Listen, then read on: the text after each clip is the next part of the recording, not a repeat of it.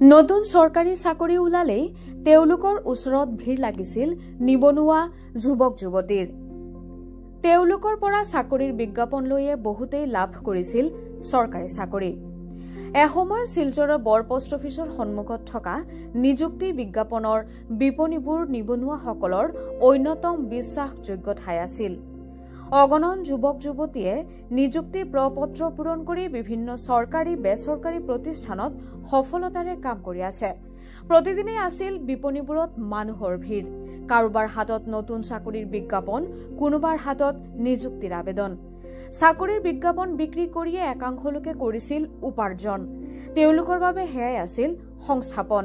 কিন্তু বৰ্তমান চৰকাৰী চাকৰিৰ বিজ্ঞাপন বিক্ৰী কৰি উপাৰ্জন কৰা লোক কেইজনেই হৈ পৰিছে সংস্থাপনহীন।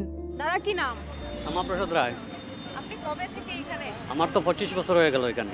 এখানটায় কাটিয়েছেন। কি পাওয়া যায় আপনার এখানে? এখানে তো যে চাকরির ফর্ম, এখন তো অনলাইন ম্যাক্সিমাম হয়ে গেছে। হ্যাঁ, আগে অফলাইন ছিল, এখনও টুকটাক যেমন কোর্ট, ডিসি অফিস, পিডব্লিউডি এগুলার অফলাইন আমাদের এখানে পাওয়া যায়। প্ৰযুক্তিৰ উন্নতিৰ লগে লগে নিযুক্তি প্ৰক্ৰিয়াও অনলাইন প্লেটফৰ্মলৈ গতি কৰিছে। এতিয়া স্মাৰ্টফোনৰ স্ক্ৰীণত চাকৰিৰ খবৰ পোৱা যায়।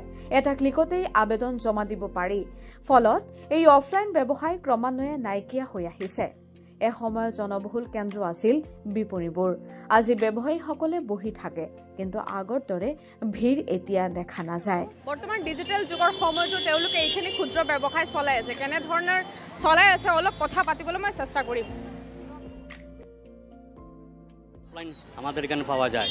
এবার বিভিন্ন ধরনের ফর্ম, এবার কলম টলম এগুলা পাওয়া যায়। তো এটা নিয়ে আপনার সংসার এখন চলছে, কিন্তু এখন কষ্ট করে চালানো হচ্ছে। এখন অন্যদের কাজ পার্ট টাইম কাজ করতে হয়, এটাও করি, পার্ট টাইম কাজ করি। আপনারাই তো চাকরির খবর দেন। হ্যাঁ হ্যাঁ, আমরাই চাকরির খবর দিই। আপনারাই চাকরির খবর। একটা কথা আমি জিজ্ঞেস করব যে বর্তমানে তো ডিজিটালের প্রভাব পড়ছে। হ্যাঁ, প্রভাব ডিজিটাল হয়তো আমাদের অফলাইন তো চলে গেছে, সব অনলাইন। যারা ল্যাপটপ নিয়ে বসছে, কম্পিউটার নিয়ে বসছে, তারাই ইনকাম করছে। আমাদের কম হচ্ছে, ডাউন হচ্ছে। প্ৰায় 3 দশক ধৰি এই ব্যৱসায়ৰ সৈতে জড়িত শিলচৰৰ শ্যামাপ্ৰসাদ ৰায় আৰু নিখিলেশ ভৌমিকে কয়, আগতে তেওঁলোকে আদালত, ডিচি অফিচ, পিডব্লিউডিকে ধৰি বিভিন্ন বিভাগৰ চাকৰিৰ বিজ্ঞাপন আৰু আবেদন পত্ৰ বিক্ৰী কৰি জীৱিকা নিৰ্বাহ কৰিছিল। প্ৰতিদিনেই পুৱা বিপণীখন খুলি চাকৰি বিচৰা লোকৰ বাবে অপেক্ষা কৰিছিল আৰু বিপণী বন্ধ কৰাৰ আগতে বহু প্ৰপত্ৰ বিক্ৰী হৈছিল। কিন্তু এতিয়া সেই দৃশ্য অতীত। তেওঁলোকে আক্ষেপ ব্যক্ত কৰি কয়, অনলাইনৰ উত্থানৰ লগে লগে যুৱক যুৱতীসকলে এতিয়া ইণ্টাৰনেটৰ পৰাই বিজ্ঞাপন ডাউনলোড কৰি আবেদন পত্ৰ পূৰণ কৰিছে। ফলত তেওঁলোকৰ ব্যৱসায় সীমিত হৈ পৰিছে। পৰিয়াল চলাবলৈ এতিয়া তেওঁলোকে আনুষংগিক ব্যৱসায়ৰ ওপৰত নিৰ্ভৰ হৈ পৰিছে।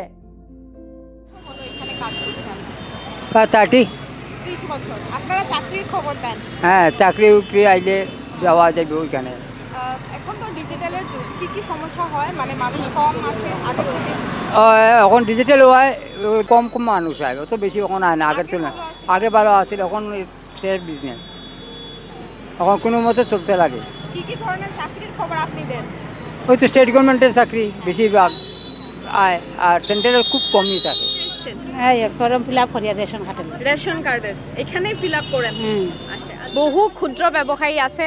এই ডিজিটেলৰ যুগতো তেওঁলোকে পৰিয়াল পোহপাল দিবলৈ চেষ্টা কৰিছে। আমি সকলোৱে গম পাওঁ যে এতিয়া ডিজিটেলৰ যুগ, যে অনলাইন ফৰ্ম ফিল আপ কৰে সকলোৱে চাকৰিৰ খবৰ, তেওঁলোকে তাৰ পৰাই ওলায়, তাৰ পৰাই অনলাইনত ফৰ্ম ফিল আপ কৰে। কিন্তু তাৰ পিছতো তেওঁলোকে এইখিনি সংগ্ৰাম চলাই গৈছে, যিহেতু দীৰ্ঘ 30 বছৰ বা 25 বছৰ ধৰি তেওঁলোকে এইখিনি ব্যৱসায় চলাই আছে আৰু তেওঁলোকে চাকৰিৰ খবৰ দিয়ে। শিলচৰৰ পৰা মই আখি, লোকেল 18।